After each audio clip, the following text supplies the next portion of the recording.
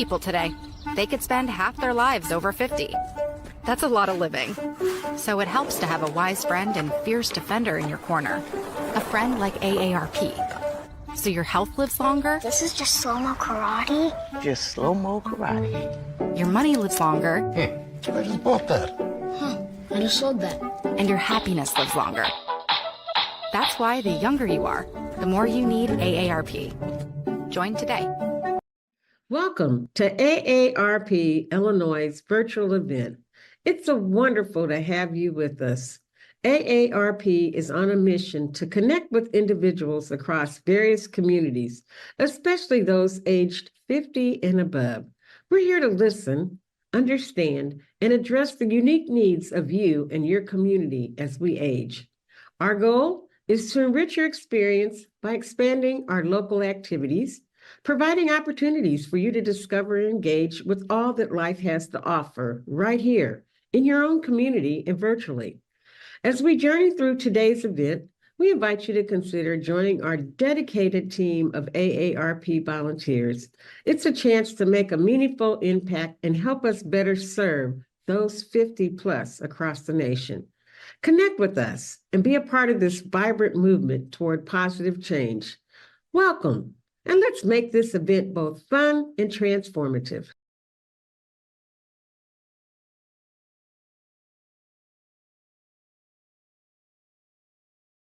Hey everybody out there in AARP world, I'm Allie and I'm here today to show you one of my favorite festive activities that I've been doing in my family since I can remember, and it's an awesome thing to do with your caretakers, your loved ones, your pets, or someone you're taking care of. Alright, let's get started.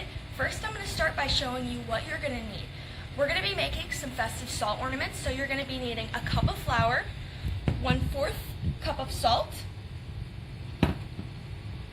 and about a 1/3 cup of water. For my water, I honestly just get about a cup full because you might need more or less than that 1/3 cup. We're going to start by mixing all of our ingredients, including that 1 cup of flour and that 1/4 cup of salt into our bowl. I'm just going to give that a good little mix to start off with. And then I like to just kind of bring all my stuff in the middle so that none of it gets stuck on the side of the bowl. Now, I'm going to start by adding little bits of water at a time.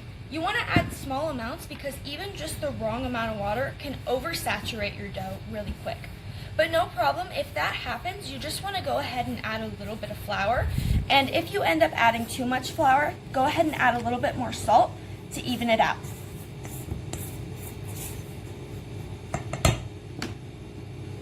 I'm going to add definitely a bit more, we're going to need it. I'm going a little bit more heavy here just because I've done this quite a few times before. I would take it as slow as you need to, just to make sure that you have that perfect dough that you're happy with. As someone who bakes outside of salt ornaments, this is one of the best doughs I've ever seen once it's all come together. It's so smooth, and you can almost imprint anything into it, including your fingerprint. Okay. I'm going to add a little bit more water, but it's starting to get time that I'm going to want to go in with my hands. You can go in with gloves or not. It doesn't matter. I would make sure that you wash your hands just in case any of those oils, salts, or anything you've touched before gets in there. Make your dough dirty or just change it up a little bit because the oils in our hands can do that. Okay, I'm going to get in there with my hands, and it might be a little wetter than I expected just because I didn't get in there with my hands a little bit sooner. It starts to come together in this beautiful ball. And when it does, I like to get a little messy and just dump it out on the table. Of course, if you're looking to make a cleaner craft, you can always just keep it in the bowl and it's no problem. Might have needed to keep this in the bowl a little bit longer. Learn from my mistakes.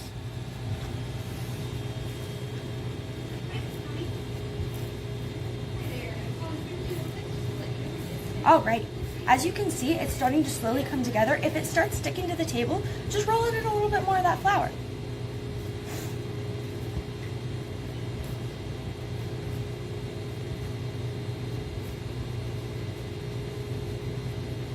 I will say, sometimes with this dough, the more you knead it, it will get a little bit tougher, but if you just add a little bit more water, you'll be good to go.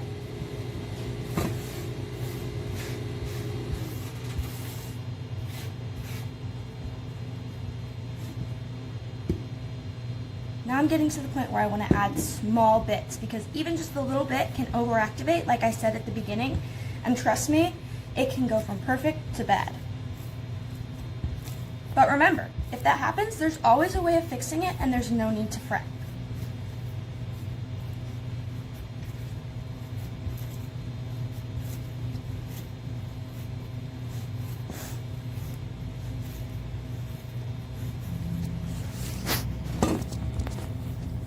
All right.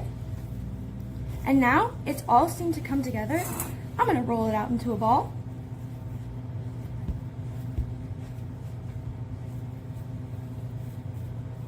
And there you have your salt ornament dough. All right, so now what I want to do is I want to split my dough in half.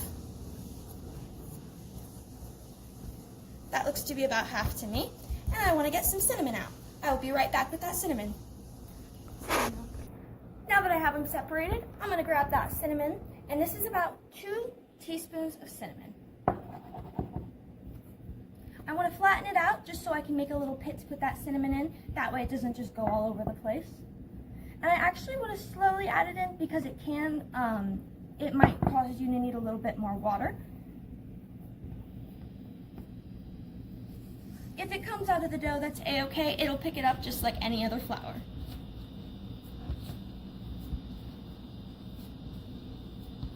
And make sure that once your cinnamon is all combined, you pick a shape that you might want brown, because after you bake this, it will turn out a brown color. But the cinnamon will give a nice smell to your kitchen, and once it's done baking, it will actually retain that good cinnamon Christmassy smell. That way, your tree smells good throughout all the holidays.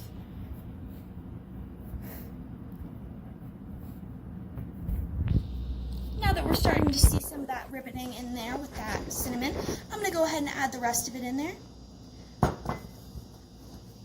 And if you don't feel as confident with the rest of it, you can go ahead and take it step by step. That's a-okay.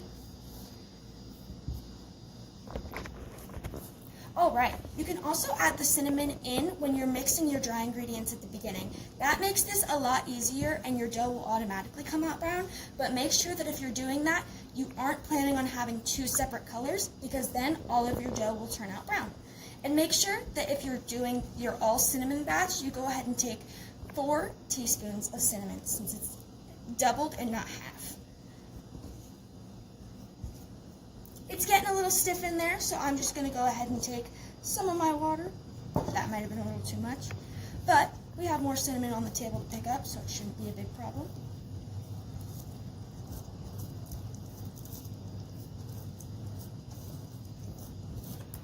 The tackier it gets, the more you just want to keep working that in. Don't immediately start adding more flour, as some of those pockets of cinnamon might not be exposed yet, and you might overactivate your dough.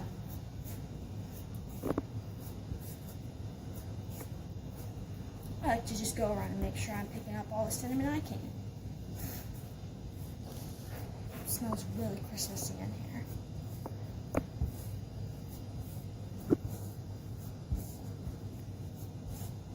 And of course, remember that you can use anything in your house as a cookie cutter. You don't have to go out and find necessarily the best circle cookie cutters ever. A simple bowl or cup will do the trick.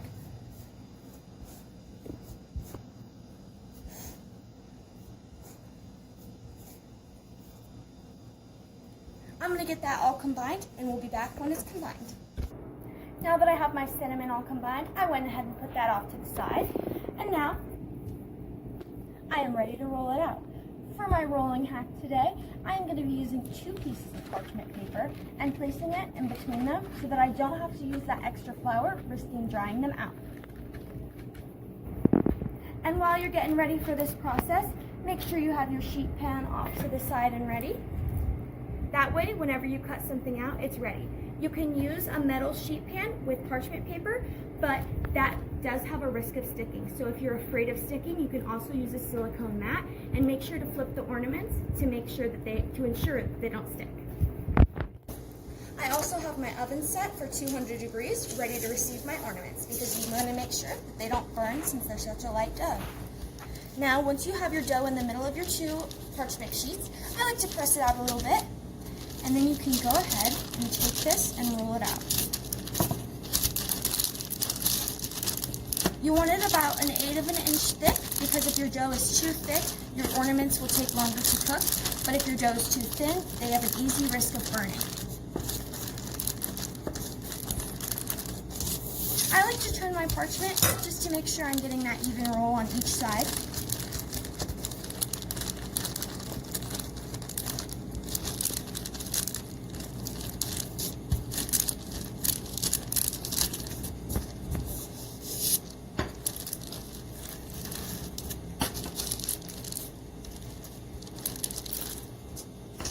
The rolling process can seem a bit intimidating because it might end up like clumpy in some areas, but just trust the process and roll as much as you need to until you feel your dough is ready.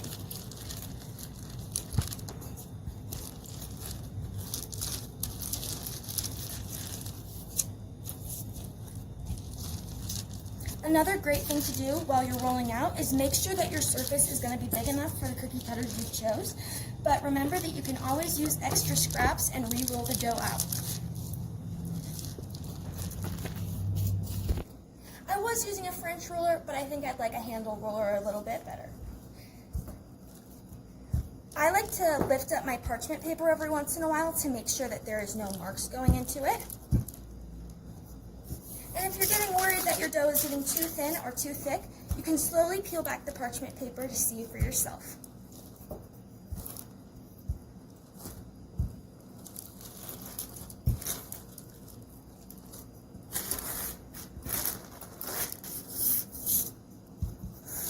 As you can see, the corners of this have started to come down and there's indents in there. So what I want to do is I want to slowly peel back my parchment paper.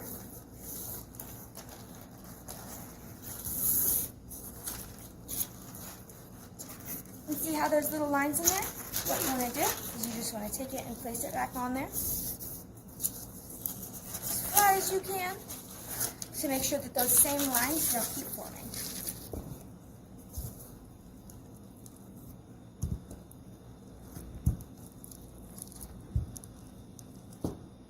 Starting from the middle and going forward and then going back to the middle and down is probably one of the best techniques for rolling this out. But however you get it rolled is how you get it rolled.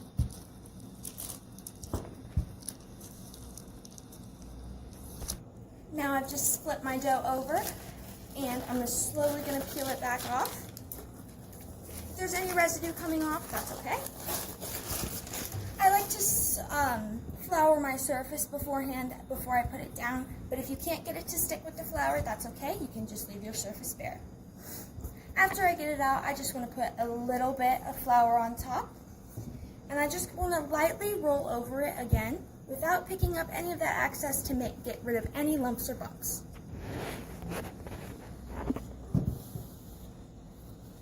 Now I want to dust that flour all around to make sure that there's no flour spots, because those will show in the baking process. If they're on your flour or your rolling pin, you can just dust that right off too, because that will transfer back onto your dough. All right, now that you have a pretty looking dough, you can prepare your cookie cutters. I was going to go ahead and take one of these, and you can just push it down. I like to give it a little twist. And then once you have your shape how you want it, peel back one of those excess edges. Now that I have my dough nice and rolled out, I just want to take my cookie cutter, and once I press it down, I like to give it a little twist to make sure that those edges are nice and clean. And I'll grab something flat from the kitchen. If you have a dough scraper, that's probably ideal. A cheese cutter can work too. But for a shape small like this, I want to go ahead and use a cake icer. You want to scoop it up like that, and then we'll go ahead and get our parchment pan and just set it right on there. With this, you can now take any shape that you'd like and make plenty of cute ornaments. This is perfect if you want to put your dog's name on an ornament. For a not round shape, I just like to wiggle it a little bit to make sure that those edges are nice and crisp, like I said beforehand. For a longer one like this, I just want to go ahead and take this excess dough out, and I'll just scrape up under it to get it off. And I'll take it right over to my parchment sheet and place it at a good distance, but it can also be close because this dough will not expand, for my other ornaments, and then move on to the next one. Something I like to do is I like to take a circular a circular cutter, and take it off. And you can take a shape of your choice, and you can cut out in the center to make a pretty shaped ornament. I'm going to go ahead and scoop this one up and move it onto our pan as well. And if you wanted to do something similar to that, but be able to add a picture to it, you can cut out your circle shape. You want 2 circles. Remember to twist in the technique like I showed you.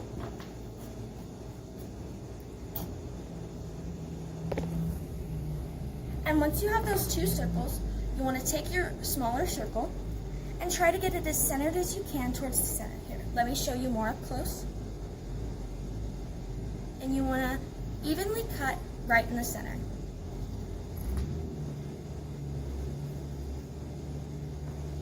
Once you have this ring, you want to bake this on its own. Make sure it stays in its circle form. The best way to bake this would probably be around the cookie cutter, and then you could put a picture with Mod Podge in the middle and a little frame around it. Don't forget that if you do want to do something like that though, you want to have, let me find my tool. You want to make sure that the circle that you add for your string will line up with both holes evenly.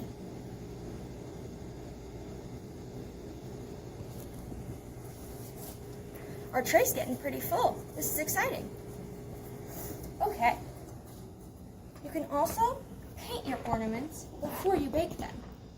When I first started doing these, we would always wait till we bake them to paint them. But we discovered one year that you can put the paint on before baking them, and they will come out vibrant and perfect. All right.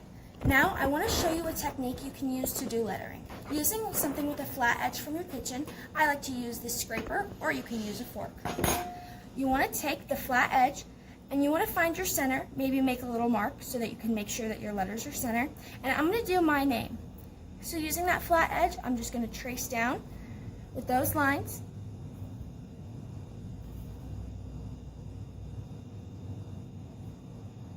And as you can see, I did not make sure it was centered. You want to make sure that if you do this, yours is a little bit better form than mine.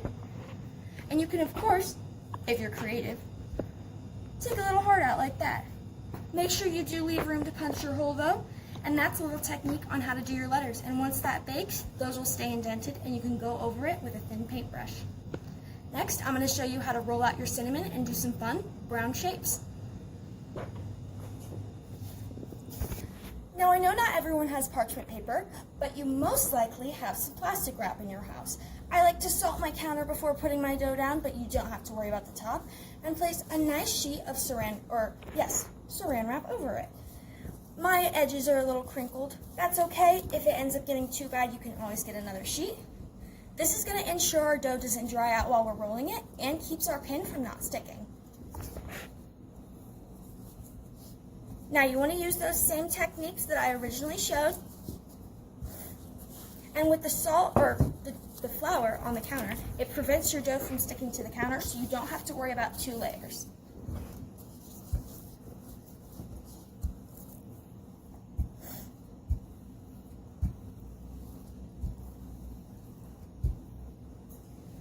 This has a much flatter look, and you can definitely see what's going on with your dough at a better angle.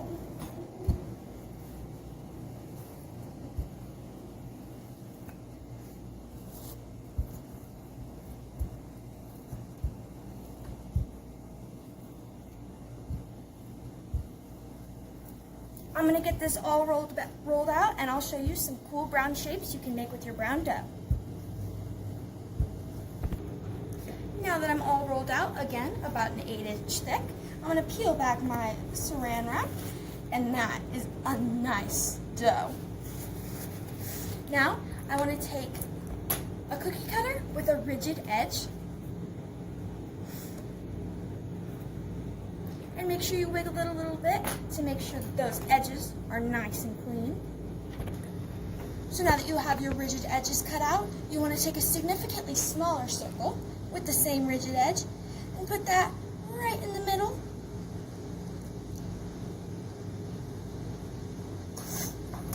And then what you can do is you just want to loosely, or actually what I'm going to do, I'm going to try and line up those ridges again and try to pinch it out with the cookie cutter. Unsuccessful. What you want to do is you just want to try and get it up however you can without bending it too much. If you have a bigger outside piece for your rigid edge, that's going to be better. I stretched it out, but we can always try again and I can show you the result. Let's try it one last time before I show you some more cool tricks. Alright, we're going to try that one more time. And we're going to use that bench scraper.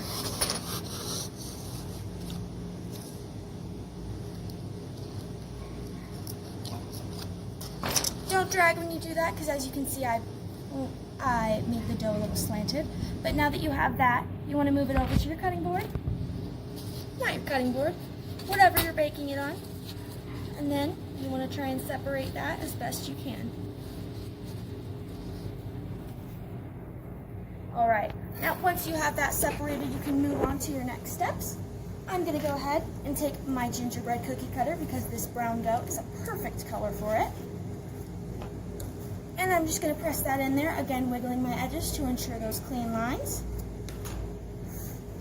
Peel back an access side so you have easy access to get it off the counter.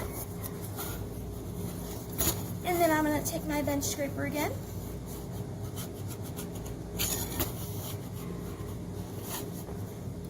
And I'm just going to try my best to pick our gingerbread up. Now that you have your gingerbread guy, just go ahead and move them on over to your baking sheet. Some more perfect things for a brown dough would be a beautiful reindeer.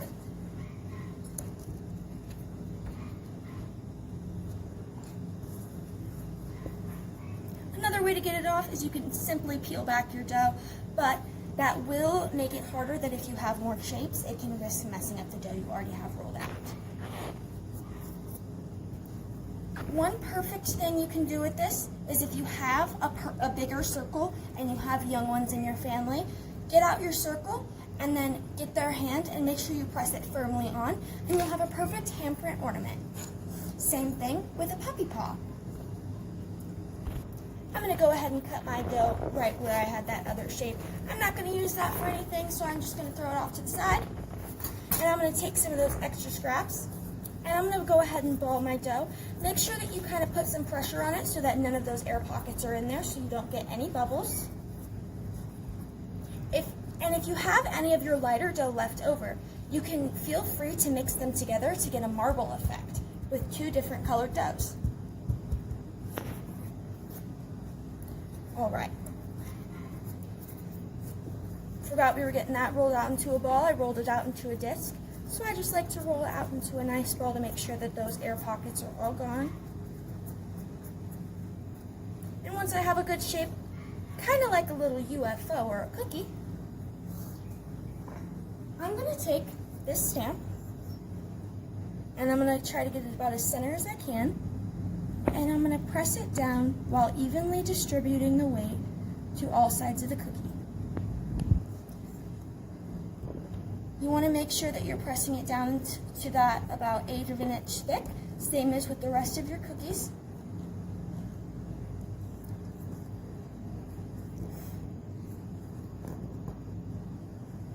And then I like to do a little wiggle. And you have a perfect Christmas shape. Kind of resembles the star we see on top of the tree. Now, I want to find the biggest circle that I have, and I believe that it is this glass.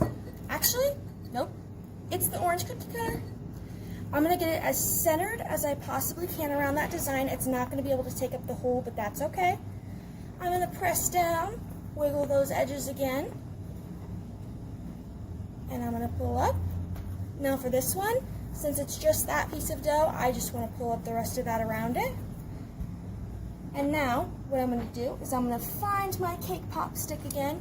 You do not have to use a cake pop stick for this. You can use anything from a pen, a pencil, a chopstick, or even a paper clip. But make sure whatever you're using is at least doesn't have dirt on it, because you don't want that residue in your ornaments. So what I like to do is I like to find a good spot that's not too close to the edge and put it through there and then wiggle it around until I can see the surface beneath. Now I'm going to go ahead and pick that up, and you have the perfect ornament. Now what I want to do is I want to show you how to make some cool textures with your fork. What you want to do is, for this cool textured look, I would like to do it on a Christmas tree, but since we don't have that, you can go ahead and do it like this. It comes out like this, so what you want to do is you want to take it going downwards, do some cool spikes. This would be perfect for your wreath design. And you can even take it this way to make it pop up more. But remember, you do not want to go too deep, because the deeper you go, you can see it clumps up the dough here, so this dough will take longer to cook than the rest of your cookie, and it can come out unevenly baked. This technique can be used for a lot of things. If you want to add some purely just dots, you can do things like that. But it's also, I think, perfect for the Christmas tree look. Now I'm going to show you how to do that cool wreath look. Take it like this.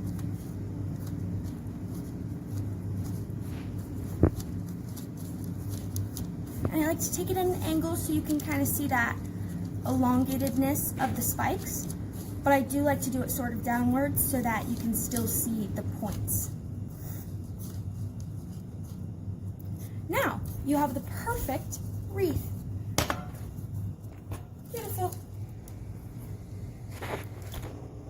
All right, now that I put my ornaments into bake, it's time to get into what the finished product is gonna look like. If we come down here, you can see some of the ornaments that I've done. Here you can see the gingerbread man. Like we said, that paw print or a child's hand, we didn't have a young child to use their hand for, so we have our perfect paw print. This paw print is actually done on our own using a fondant tool. You can also use your pinky or a finger. Here is one of those ones done with that writing tool that I taught you.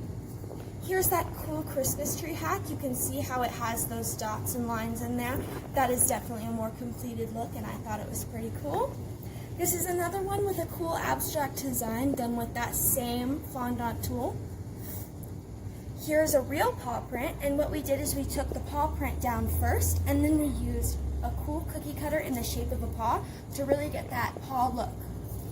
Here's one of the ones that we painted. This one was painted after it came out of the oven, so the colors are a little bit more vibrant, but this one I think is my personal favorite.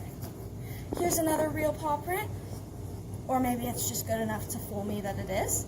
And here is one of our most painted ones with one of those shapes not fully cut out in the center. That's another idea that you can do. Now I'm going to be showing you how we can keep these so they don't crack and break, and they can last you for a lifetime of Christmas joy. First, you can take multiple options. I have this Mod Podge I got at the local dollar store, or you can take clear acrylic sealer. This you do not want to spray inside near pets or small animals, and I would make sure that you're wearing a mask while you spray it, just to avoid getting sick or inhaling anything bad for you. I'm going to show you how to do that Mod Podge technique today. Today we're going to be doing my personal favorite ornament because it has the most paint on it. What you want to do is you want to get yourself a paintbrush. Nothing fancy. It can be anything lying around the house. You can dump your Mod Podge out on a flat surface, or you can just dip it in. I like to do that so I'm not at risk of wasting any. You want to get a good amount on your brush. Be a little generous. This will go on white, but it's going to dry clear. You want to start getting an even coat on there. And make sure you work decently fast with this because it will dry out. But you just want to be generous with it and make sure you get an even coat across all of it.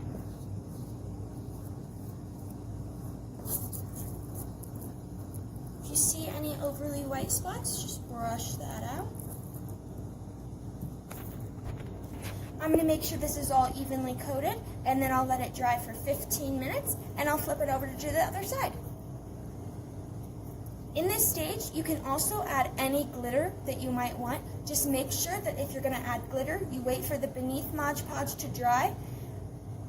Well, you put the glitter on while the Mod Podge below is wet, wait for it to dry, and then add more on top to make sure that you seal it in. Alright, we'll wait for this to dry, and I'll be back to do the other side. Now, it's been 15 minutes, so we're ready to finish it up. Again, we're just going to start with a generous glob, and we're just going to evenly apply it across all the surface and all the sides as well. I like to make sure that I can see those white spots across all the surfaces before it's fully blended out to make sure that you know at least each spot has that gloop to cover its surface. Make sure to get all your edges. And now, once you're finished and left to dry, you can cut your string and put it through for your perfect ornament. And that is how to make the perfect holiday salt ornaments. Thank you for watching, and I hope that you have a happy holidays. Thank you, AARP. Have a